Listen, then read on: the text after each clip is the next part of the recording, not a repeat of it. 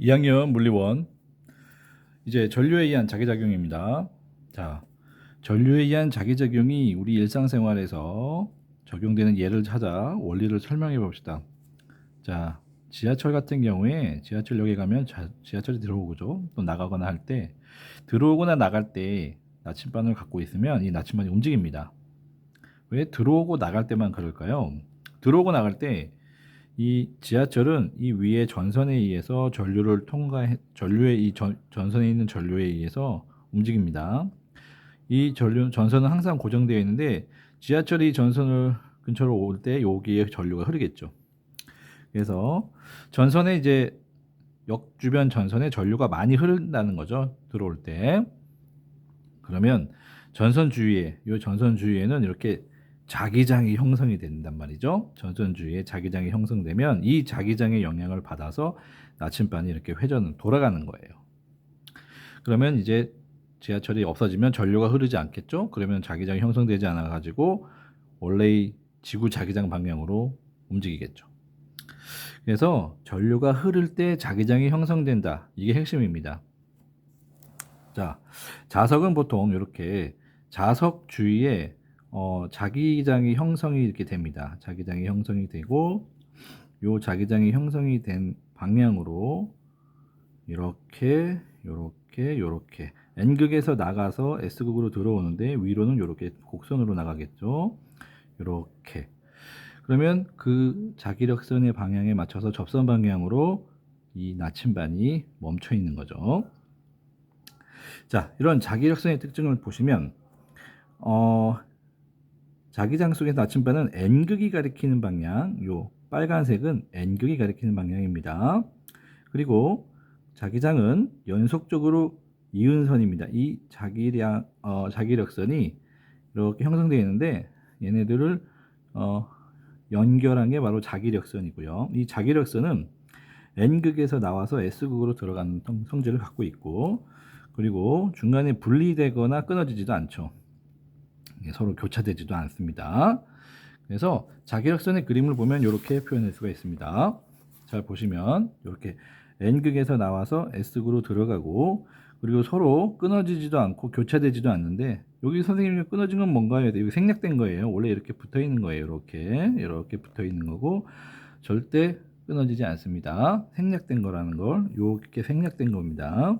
N극에서 나와서 S극으로 들어오고 이렇게 끊어지지도 않고 서로 이렇게 겹치거나 교차되지도 않죠. 그리고 이 막대자석 같은 경우에는 요 막대자석 주변이 좀 세고요. 이 측면은 좀 약합니다. 그래서 이 자기력선 같은 경우에 이런 식으로 표현이 되고, 방향은 항상 N에서 나와서 S로 들어가는 방향 화살표로 생각하시면 되겠습니다. 자, 그리고 이제 간단한 실험을 할 텐데요. 전류가 흐르는 도선이 필요하고요. 그리고 철가루가 필요하고 나침반이 필요합니다. 전류가 흐르는 도선에 철가루를 뿌리면 자기장의 형태를 알 수 있고, 나침반까지 올려놓으면 그 방향도 알 수 있습니다. 그래서 이런 실험을 결과를 보면, 자, 직선 도선, 자, 지금 밑에 바닥에서 종이를 뚫고 이렇게 도선이 올라와 있죠. 이때 전류가 흐르는 도선이죠. 철가루를 뿌려 보니까 이렇게 이런 수평형 바닥에 이렇게 동심원의 모양으로 형성되어 있고, 이거를 이제 우리가 오른쪽으로 모식화했습니다. 전류가 위로 올라갈 때 이렇게 자기장이 이렇게 파란색으로 형성이 됐고, 나침반을 올려놓으니까 반시계 방향으로 이렇게 돌아가고 있고요. 전류를 반대 방향으로 하니까 이번에는 자기장이 이렇게 똑같이 동심원이고, 이 동심원의 화살표 방향이 N극 방향이기 때문에 이번에는 시계 방향으로 돌아가는 모양으로 되고 있습니다. 자, 이거를 우리는 규칙적으로 외울 때는 자기장 오른손으로 이 전류의 방향을 엄지손가락으로 맞췄을 때 이 나머지 네 손가락이 돌아가는 방향이 자기장의 방향이라고 보면 되겠고, 뒤집어도 마찬가지죠. 자, 그리고 잘 보시면 가까운 곳에서는 이렇게 간격이 작지만 먼데 갈수록 간격이 멀어지죠. 그래서 가까운 곳일수록 자기력선이 많이 있다는 것은 자기장이 세다는 말이에요. 그래서 거리에 반비례한다. 그래서 이런 생각 우리가 식으로 나타낼 수 있습니다. 자기장은 비로 나타내고, 자, 거리를 우리는 반지름이라고 표시하면 되겠죠. 그래서 이거에 반비례하고, 그리고 여기 흐르는 전류 있죠. 이 전류를 세게 하면은 여기 자기력성이 더 생깁니다. 결국 전류가 셀수록 큰 자기장을 만든다. 이런 식으로 우리가 알아야 됩니다. 자, 여기 문제 볼까요? 전류가 흐르는 직선 도선 주위에 생기는 자기장은 어떤 모양인가? 자, 무슨 모양이죠? 동심원 모양이죠.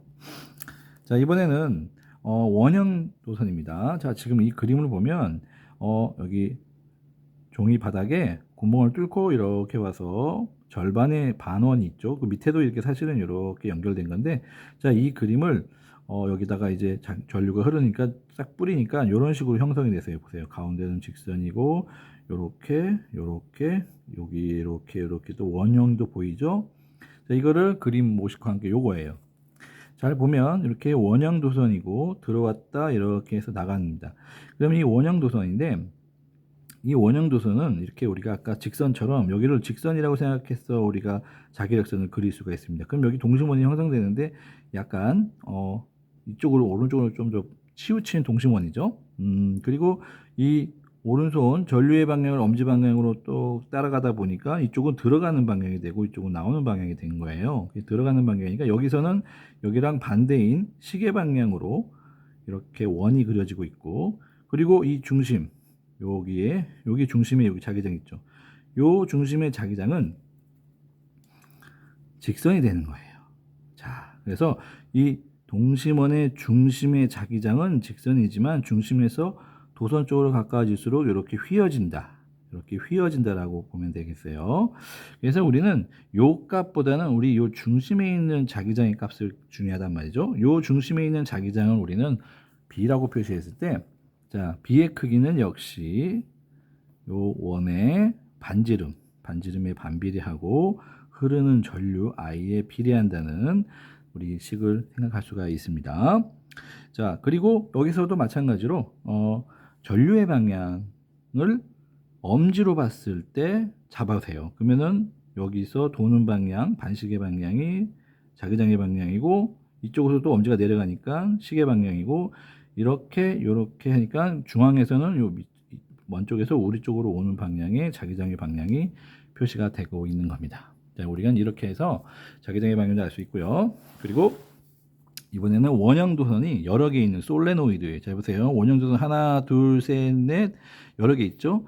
자, 이 경우에 전류가 이렇게 흐른다고 가정을 했을 때 보세요. 전류가 이렇게 흐르고 내려가고 올라가고 내려가고.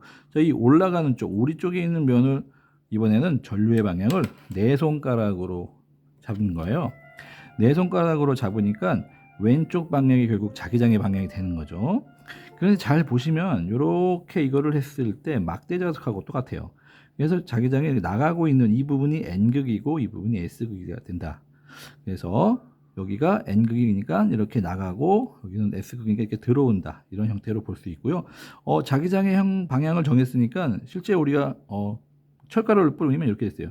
자, 여기 솔레노이드 내부에는 이렇게 일직선, 일정한 균일한 자기장이 형성되어 있죠. 밖에는 이렇게 뻗쳐 있고, 그리고 여기는 거의 없죠. 그래서 내부의 우리 자기장을 우리가 알아야 되는데, 이 내부의 자기장은 우리가 이렇게 계산하죠. 내부의 자기장은 가문수, 단위 길이상 가문수, 많이 가물수록 자석이 많은 거예요. 원형 도선이니까. 그리고 전류에 비례한다. 자, 우리 요 정도는 알고 있어야 되겠습니다. 그래서 우리 이거를 우리가 직선 도선에서 연결할 수가 있어요. 직선 도선에 오시면 잘 보세요. 이거 솔레노이드죠. 전류의 방향이 어떻게 되죠? 솔레노이드인데 도선이 하나인 솔레노이드라고 볼 수 있죠. 자, 지금 이렇게도 할 수 있는 방법도 있지만 전류가 이렇게 도니까 전류의 방향으로 네 손가락을 이렇게 감으면 엄지손가락이 이렇게 나오죠. 그러면 그 나오는 방향이 바로 요 자기장의 방향이다 라고 생각하면 돼요. 자, 이거를 이제 이렇게 회전해서 여기다가 적용하면 이렇게 되는 거잖아요. 그래서 이 방법으로 원형 도선을 설명해도 되고요.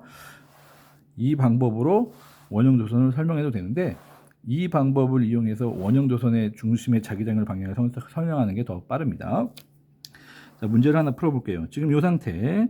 자, 이 나침반 A는 어디를 향할까요? 그러면 보면 여기 플러스가 있죠. 여기는 마이너스고 긴 게 플러스예요. 그럼 전류가 올라가서, 자, 우리 저쪽은 상관없고 우리 쪽에 보는 게 중요하죠. 자, 밑으로 내려옵니다. 이렇게 내려와서 이렇게 흐릅니다. 그러면 어떻게 잡아야 되죠?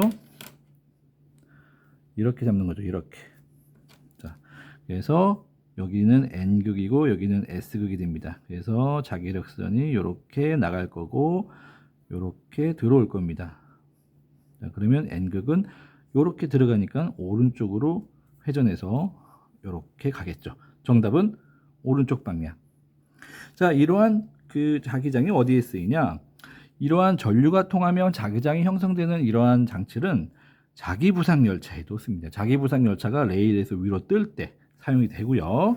그리고 어댑티브 크루즈 컨트롤이라고 첨단 기능 중 앞차와의 거리를 측정합니다. 앞차와의 거리를 측정해서 자동으로 속도를 조절하는 장치인데, 자, 이 속도 조절 장치는 우리가 핸들에 스위치를 올렸다 내렸다 하는 그 스위치가 있어요. 속도 조절 스위치, 플러스 마이너스 그 자동차가 그걸 플러스 하거나 마이너스 하면 조절되겠죠. 그 장치의 신호를 받습니다.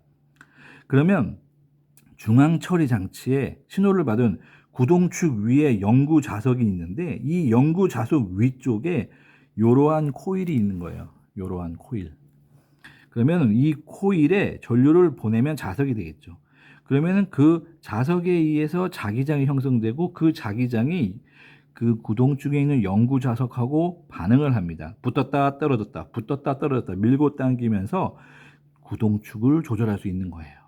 그래서 전류가 통할 때마다 자석이 되는 이러한 코일을 이용해서 속도 조절을 하는 장치에도 이용된다고 합니다. 자, 우리 오늘은 도선, 직선 도선, 원형 도선, 솔레노이드는 원형 도선을 여러 개 감아 놓은 거예요. 각각에 대한 자기장의 모양과 방향을 결정했어요. 그리고 크기를 정리하겠습니다. 직선 도선에서는 자기장 B의 크기는 거리에 반비례하고 전류의 세기에 비례한다. 그리고 원형 도선인 경우에는 자기장이 원형 도선의 중심에 있는 자기장이에요. 이 중심에 있는 자기장의 크기는 역시 원형 도선의 반지름에 반비례하고 전류의 세기에 비례한다. 그리고 여기 솔레노이드는 반지름이 아닌 내부는 일정하죠. 어느 곳이나 일정하기 때문에 얼마만큼 많이 감겨 있냐. 자, 가문수는 N이라고 하고 요 길이, 여기서부터 여기 길이를 L이라고 했을 때 이 가문수를 전체 길이로 나눈 값, 단위 길이당 가문수를 소문자 N이라고 표현합니다. 그러면 이 소문자 N과 자기장은 비례합니다. 그리고 당연히 전류가 많으면 많을수록 전류가 세면 셀수록 비례하겠죠. 그래서 B는 단위 길이당 가문수와 전류에 비례한다. 그리고 방향은 오른손으로 정해진다. 이거 잊지 마시고, 자, 다음 페이지 알아보겠습니다. 다음 페이지에는 활용에 대해서 알아보겠습니다. 안녕.